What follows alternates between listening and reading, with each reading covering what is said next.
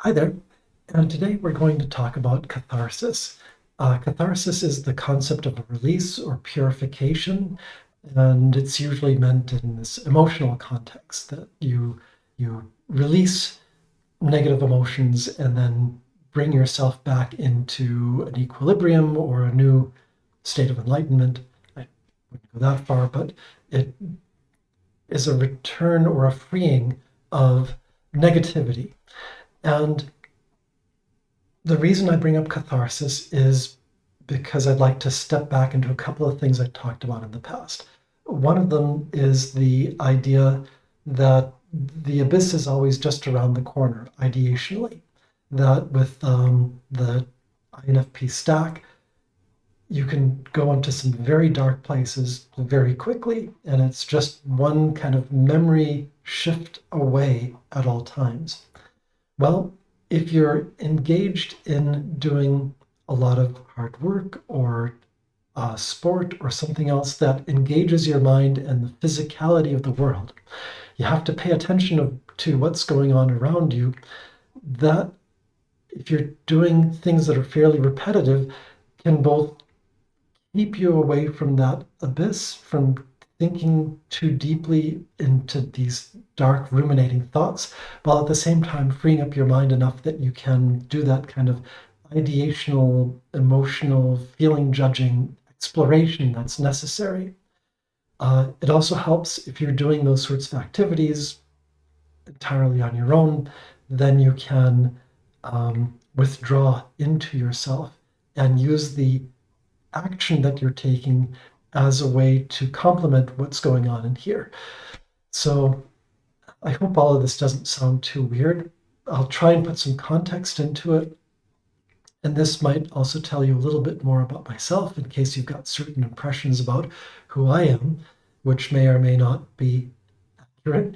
But for example, before I was old enough to work, which in this US state in which I'm in is the age of 16 and a half, I lived in a pretty rural area, apple orchards and cow farms.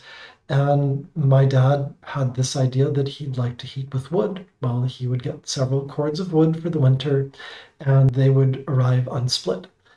You can guess how the wood would get split after school. So, I mean, it was a thing to do. And one point of clarity in all of this, I'm talking about different working or physical activity experiences. It's not looking for sympathy or saying, oh, you kids have got it so easy today. None of that. What I'm trying to do is talk about the physical acts you do and how they benefit you in indirectly in kind of being able to free your mind. When you're splitting wood, you're doing something that involves kind of minimal amount of mental engagement, but a lot of heavy physical work. So that's a good opportunity to draw on your emotions and let all of those things come out and explore them and dwell in things like anger or sadness or frustration or generally other negative emotions that you can then explore, and by exploring, you can process them. So that was one of the things before I was old enough to work. When I became old enough to work, several miles up and down the hills of our area, there was a restaurant where I applied for a job at 16 and a half, and they hired me on. And the first thing the owner wanted me to do was to clean up around the dumpster, which was as awful as you could imagine. But I guess it was his way of making sure that I was serious, that I wanted to work. And an hour later, when I did what I could with shovels and other implements of destruction, um, I had the job.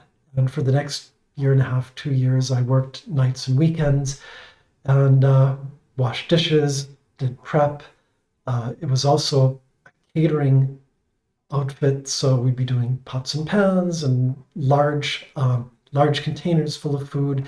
And for pig roasts, I would take a small half pig and throw it over my shoulder and bring it from the delivery truck into the cooler to hang on a meat hook. Um, there is physicality to these things that cannot be denied. Um, and as it may sound gross, but it's like this is working with food and working with cleaning things and doing something that has an effect on the world. And by having that effect on the world while you're also being able to withdraw and think about things, there is value to that.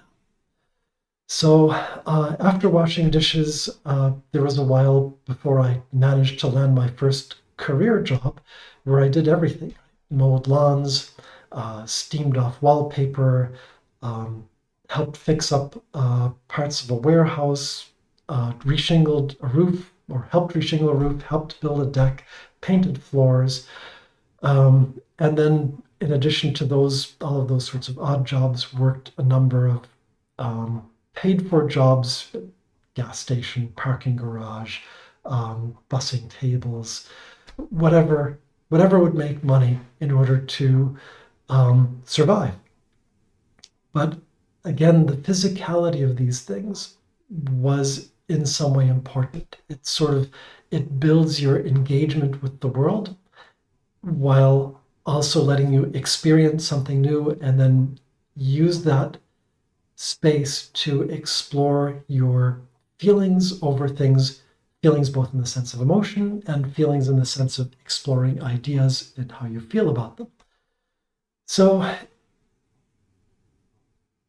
I would hope that there are ways that you can also explore and take this time off to withdraw and be able to explore things in an environment where you are keeping your body engaged.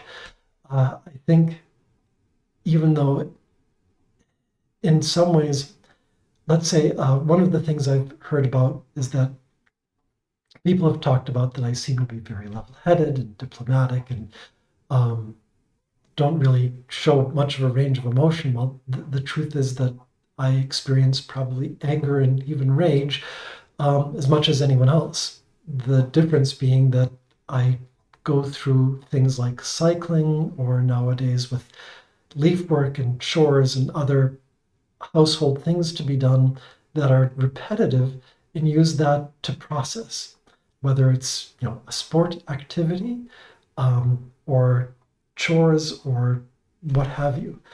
The idea being that this is a good time to sit down and process those emotions while at the same time you're engaging your body and doing something. And so in that way, you can kind of time shift as is necessary, assess and be aware of the emotions that you've experienced, and then kind of keep them in the tank until later so that you can then explore them and dwell in them as you wish. And as you inhabit those emotions and explore them, they sort of, how do I say it? They sort of dissolve in their own way. That it an emotion, a feeling, different perspectives, once understood, all sort of become part of the processed whole, and then their impact ceases to be an issue, and you go back to equilibrium. So again, I know this is kind of a lot of weird stuff I'm throwing out there, but I'm hoping that some of it is relevant to you. And again, I'm pressing for the value of doing things, whatever the thing is that you do.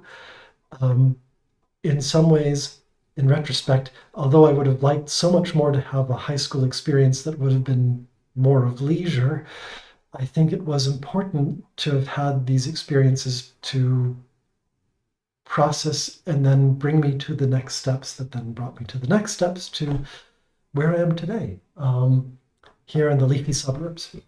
So I hope this has been helpful, and I hope wherever you may be that you're having a good morning, afternoon, or evening. And my friend here also says hello. So bye for now.